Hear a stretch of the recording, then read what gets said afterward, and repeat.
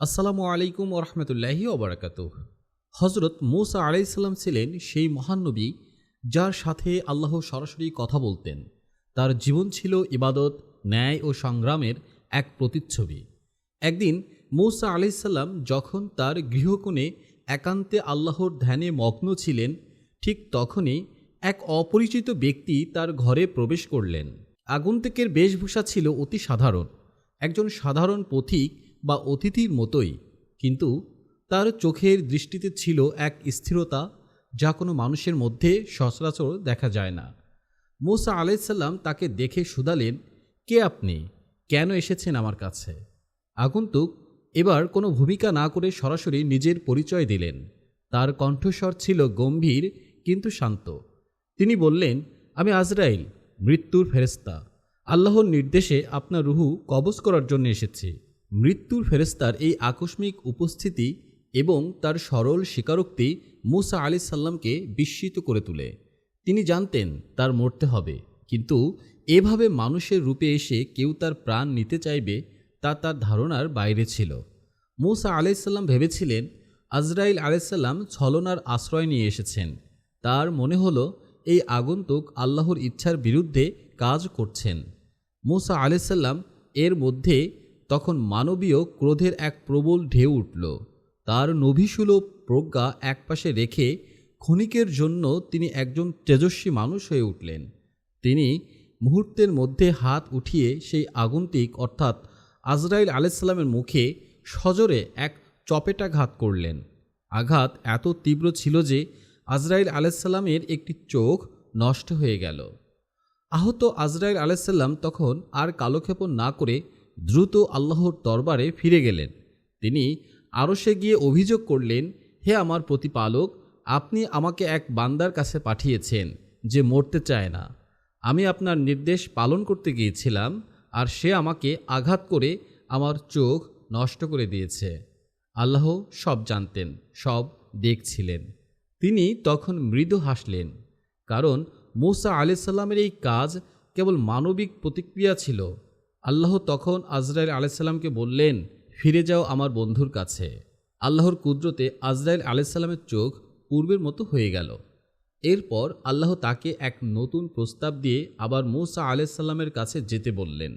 আজরাইল আলাইসাল্লাম ফিরে এসে মুসা আলাইসাল্লামকে বললেন, আল্লাহ আপনার ক্রোধের কারণে আপনাকে শাস্তি দেননি, বরং তিনি আপনার জন্য এক বিশেষ সুযোগ দিয়েছেন। আপনি যদি আরও দীর্ঘ জীবন চান, তবে আপনার হাত একটি গরুর পিঠে রাখুন। আপনার হাত যতগুলো পশম স্পর্শ করবে, আপনি তত বছর জীবন লাভ করবেন। মুসা আলাইসাল্লাম মনোযোগ দিয়ে সব শুনলেন। তার মানবীয় আবেগ ততক্ষণে শান্ত হয়ে গেছে। এবার তার মধ্যে নবীসুলভ প্রজ্ঞা কাজ করতে শুরু করল। তিনি আজরাইল আলাইসাল্লামকে পাল্টা প্রশ্ন করলেন, যা ছিল তার চূড়ান্ত সিদ্ধান্ত নেওয়ার ভিত্তি। তিনি জিজ্ঞেস করলেন, আমি যদি সেই অতিরিক্ত বছরগুলো বেঁচে থাকি, তবে শেষ পর্যন্ত আমার পরিণতি কি হবে? আমাকে কি মরতেই হবে না?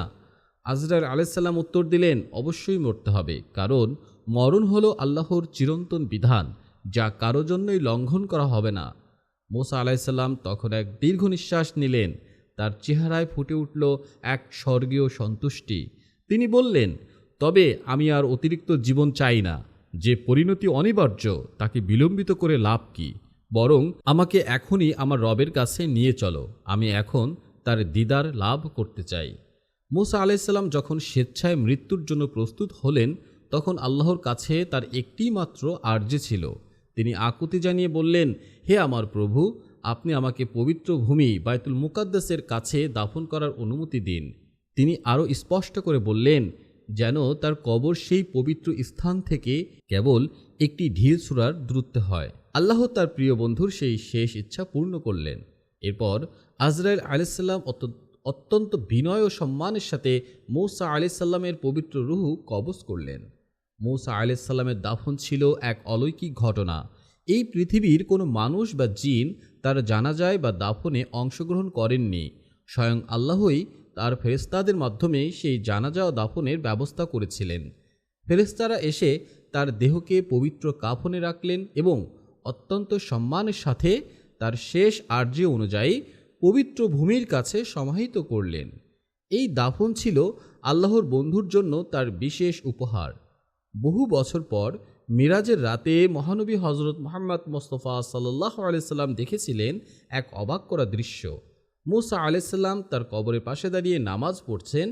এই দৃশ্য প্রমাণ করে আল্লাহর কাছে তার বন্ধুর মর্যাদা কতখানি।